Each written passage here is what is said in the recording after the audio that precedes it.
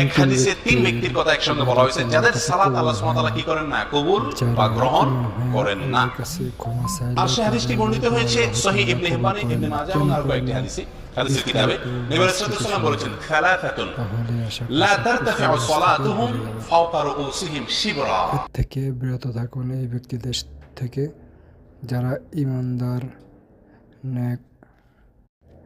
ন্যায় পরহেজগার।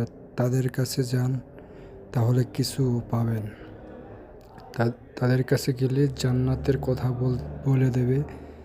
জান্নাত তো কেউ হাতে ধরাই দিতে পারবে না, তারা বলে দেবে, সে অনুযায়ী কাজ করলে আপনি জান্নাত পাবেন।